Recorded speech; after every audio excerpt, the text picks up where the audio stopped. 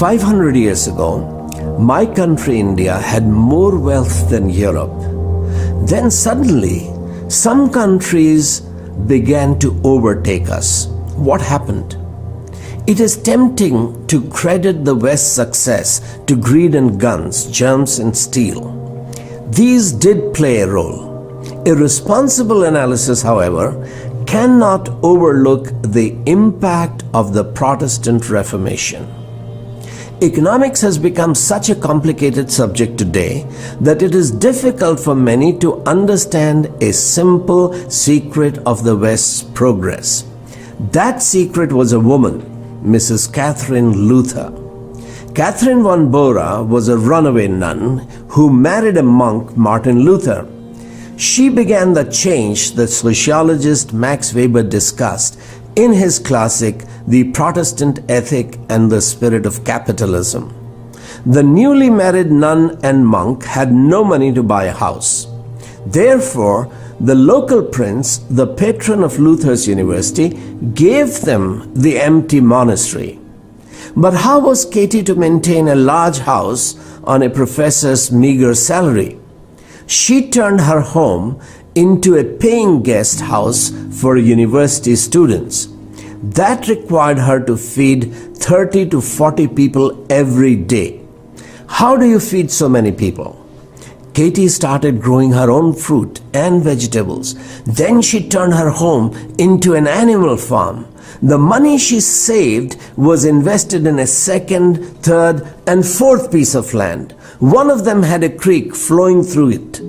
Katie turned that creek into a fish pond. By 1542, the Luthers owned more real estate in Wittenberg than any other citizen. As soon as she bought land, Katie began developing it. Farms needed buildings for agriculture as well as for housing her employees. So Katie became a builder. Back then, cities did not provide clean drinking water. Therefore, Katie ran a brewery. One can still buy Luther beer in Wittenberg. Martin taught Bible's work ethic. Katie practiced it. Had Martin Luther followed the Buddha as his guru, he would have remained a religious ascetic, begging for his food. But Luther followed the Bible. It condemned laziness as sin. God's commandment, "You shall not covet," meant that people must create wealth. The 8th commandment, "You shall not steal," meant that every person had a right to his property. While the state was responsible for protecting a citizen's property, the family and church were responsible for producing citizens that would not steal a neighbor's produce. I grew up in North India. The land and climate were perfect for all kinds of vegetable and fruit. This could have created a vibrant agro-industry. But the average peasant did not grow them because the upper caste men would come to his farm in broad daylight to help themselves to his produce. If he left his wife to protect his farm, she would be raped. Had Katie lived in the Soviet Union, she would have had no motivation to buy lands and develop them. Because atheism does not believe that "you shall not steal" is God's command. That gives the powerful the right to take over your land. Catherine Luther did much more than feed a few dozen students.